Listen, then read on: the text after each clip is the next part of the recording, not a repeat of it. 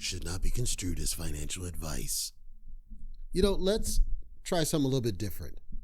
With this fiasco with Libero and everything going on, I wanted to take an opportunity to see if I can do the best I can to try to put a little bit more light on this situation of passive income. In general, it's not related to Libero, just in general, passive income. And passive income is a strategy, because passive income is a strategy is how I work. And I've noticed that many of the YouTubers out there, they don't work the way I do, and that's okay. We all have our own different ways of doing it. But I wanted to just break down, this is what I like to do, and this is why it makes sense to me. But I figured some people might not know what I'm talking about when I say passive income strategy, because, again, many of the YouTubers don't do that. In order to kind of highlight this, I figured I need some visual aid. And I said, let me call in Monopoly. And I'm not bankrolling like Bleaves or Ryan P. or Scott Herman or Henoch or any of those. I'm not bankrolling like that, okay? I got a little bit of something, and that's about it. I can make do when I need to. So when I play Monopoly, I like to play Monopoly with real cash, me and Biggie, like Jay-Z on Dead Presidents. So I figured I would use Monopoly to try to help me showcase kind of what I'm talking about. So let's go ahead and get into this. Let's go ahead and kick up the Monopoly board fresh off the gate. And you're going to notice my Monopoly board is way awesome, more awesome than you might have expected. And that's by design. But let's go ahead and get this thing kicking. And I'll show you what I'm talking about in the Monopoly way of this working.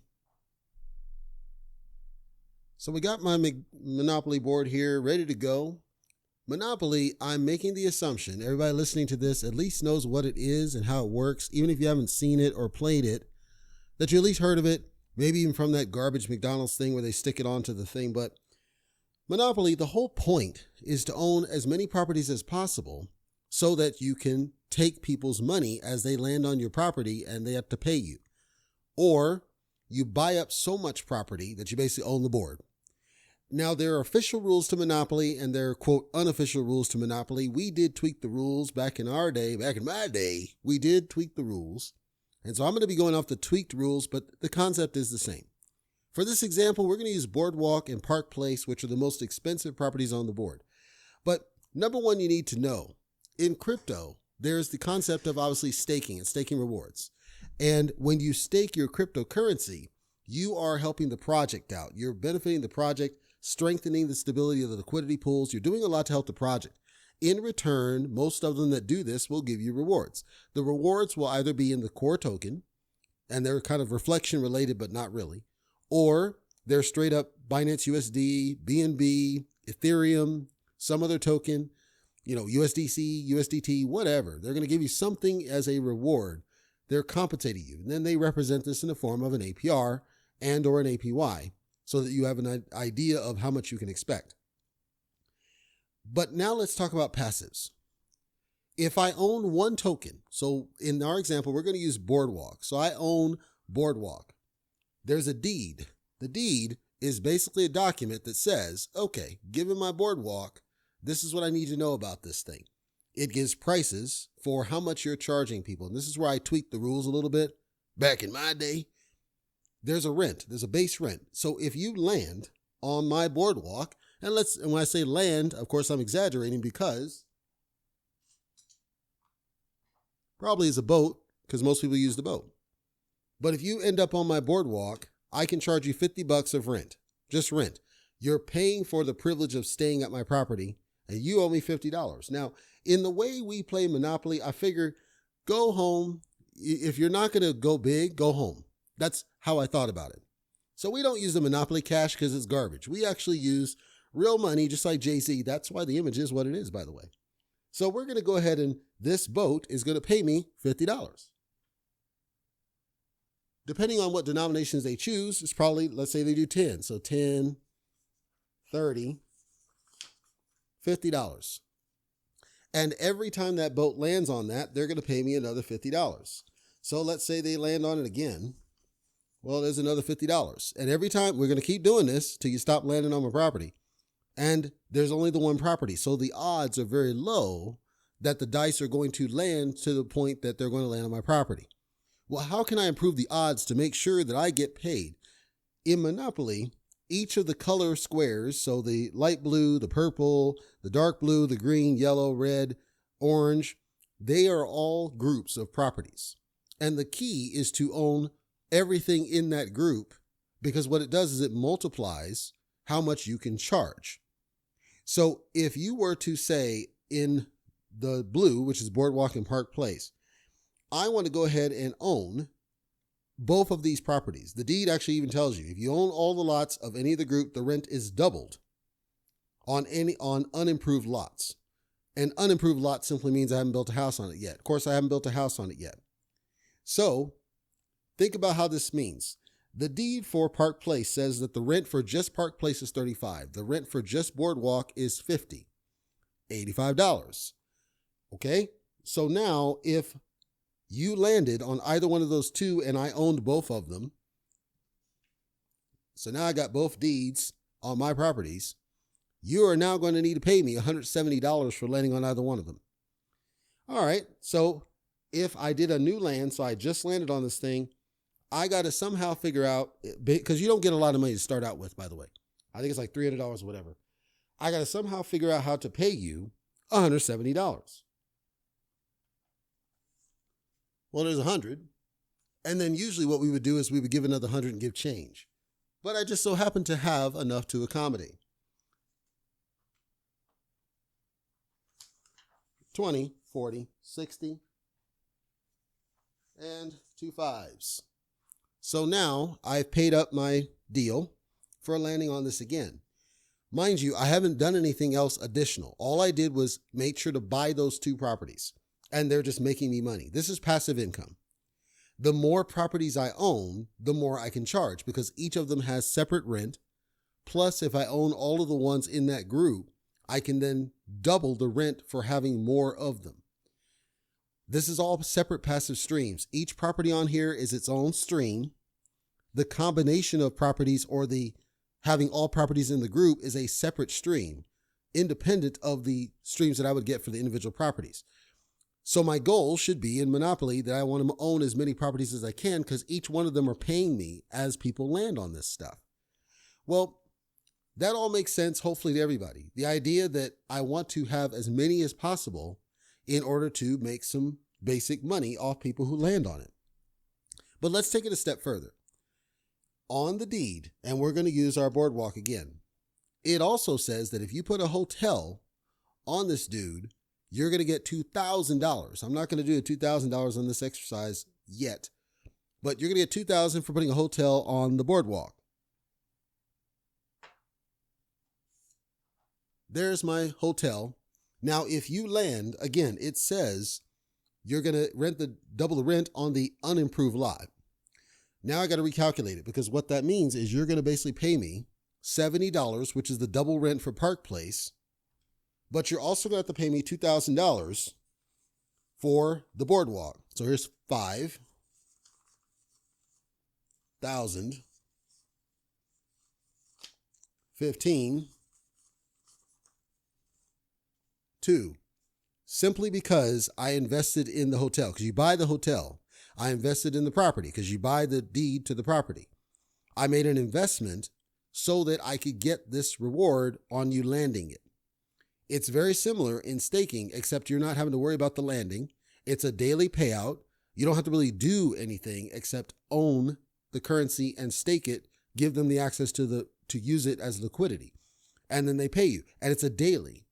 But the more you put into it, as with my example at the hotel, the more money you put in on the staking, the greater the rewards. That stream of income increases the more that you invest in it. I think that's a simple way to think about passive income streams.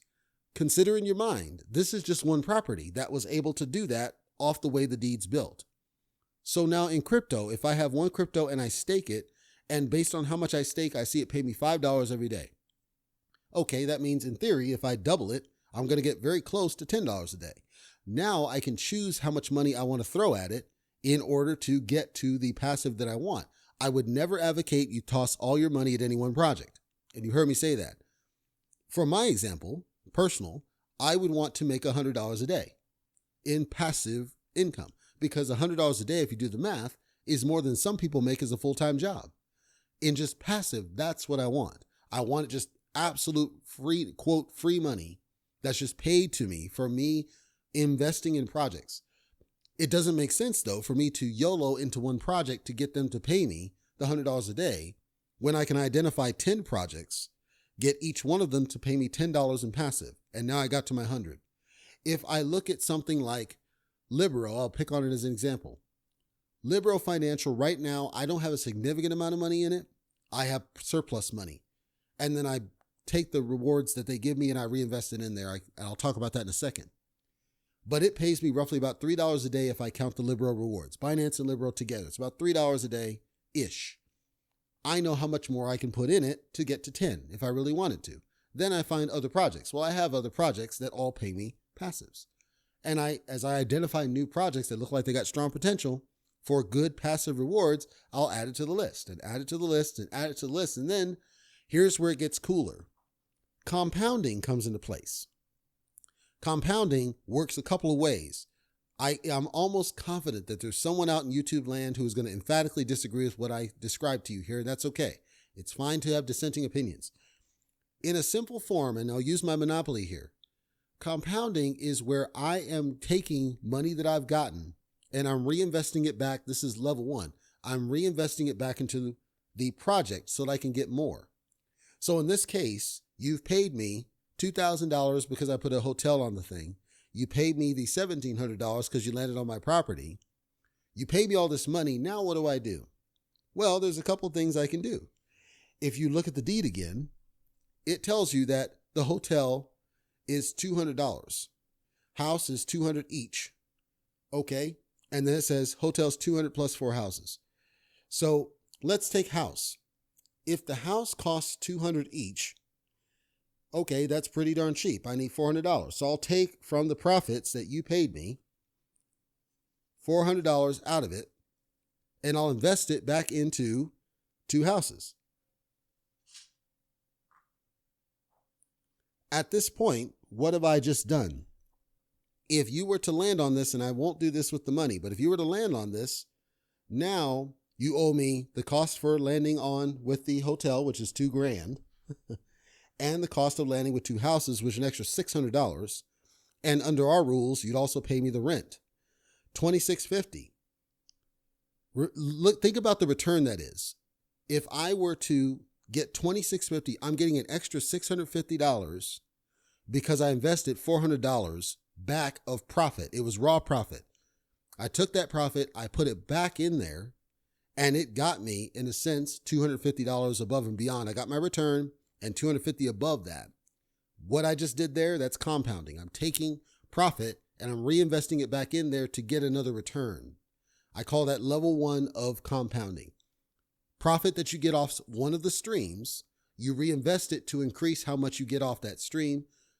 Level 2 is where, and this is crypto, level 2 is where I say, I've got 500 staked in there right now. I'm going to double my stake to increase my rewards on the back. So you're compounding it that way. Level 3, and this is where people will disagree with me. Another way to compound is I say, I'll just take my 200 of profit and I'll buy another property. Because if I do that, now if you land on that one, it's going to pay me. Now, in order to make that make sense, I would have to have that property be worth less than I expect to make on you landing on it. How do I do that? By putting a hotel on it. So then I look at the deed, and chances are it's going to be like $100 for the price of the deal and probably about another $100 for the hotel. But if you land on it, you're going to have to pay me like $1,000 on it. Now I've compounded profit from one to invest in another one, and it is now its own stream. And then I can compound internally on level 1, reinvest that income to build up more properties so I make more money when you land on it. Again, with Monopoly, your goal is to own as many properties on the board as you can, because now you're improving your odds in the Monopoly world of getting that money to trigger and pay you. In crypto, all you have to do is stake, and then you identify how many different stakes you want to create different streams of income. Then you, what I say, cultivate each and every one of them, meaning you reinvest profits back into the individual stream, but you potentially could take profits from one to create a new stream somewhere else. You take profits from this token that works great and you invest in this another one start staking in it, let it start generating rewards, then you cultivate it by investing back more into it from its profit, and then just create more and more of them until you have so many different separate streams that they're giving you so much per day in passives. That's the key. That's the key, is to get to where now every single day in crypto land, you're just getting money tossed at you like crazy. And you can take small bits of that profit and invest in something else. That's kind of what I'm looking for. But that takes time. It takes time and it takes analysis to look at the projects, identify which projects have the potential to do this and which projects are going to do it safely, because you could have ones that are like pump and dump scams. Even though they have the staking, even though they have the rewards, they're still pump and dump scams. Santacoin, great example, has passive rewards, but it was essentially a scam. Not that the developer scammed people, but the fact that he basically quit and left people high and dry type scam, like an exit scam. So yes, I'm cautious on it. The other thing about it is I want to identify multiple projects. I don't want to do this with just one and just wait on the passive and be done with it. I want multiple so that if one of them tanks, I've still got the other streams, the other engines funneling money my way, and then I can recoup what I lost off the income of the other ones. Hopefully this has all made sense in the world of Monopoly and how that all can play potentially, knowing how you do it. Again, some people are just, I'm going to invest it into the moon, let's fucking go, do. And that's cool. I don't do that. Some people are just, they'll take profits off the initial pump and then they'll leave the project and they're done and then they'll go to the next one. That's fine. Some people will invest just because they like the project and like the team. That's fine. Just outlining, if you're looking at a passive income strategy, that's how it works. Compounding then is a piece of this, because you can take profits off the passive income stream. Once you get to a point of you've got all your return on investment back, everything above it is surplus profit. Take that profit, invest in another project, and start the process all over again. You now cultivated it. It's kind of like gardening in a way. You're letting each one independently grow so that they all bear fruit, and then you can use the seeds and then plant more and then do it again. It's very similar. So it's almost the inverse of some analogies I heard that I wasn't really a fan of. I hope, and feel free to leave comments, questions, suggestions here at cryptotalkradio.net, but hopefully that clarifies just the idea of passive income. And hopefully it clarifies for certain of those in the Libero group why I keep asking and nobody's giving me a satisfactory answer, why it makes sense to simply dump your Libero to get into Libera, as opposed to keeping both. Because if you understand the passives of Libero, it should be clear that you want to keep those. There's no reason to drop them. It's another stream of income. It doesn't matter how many coins you have. It matters that it's generating income for you and that you're at surplus at some point. As long as those are true, why the rest of it matters, I'm not sure. I'd love to smoke. Let me know. Anyway, thank you, Monopoly. Thank you for listening.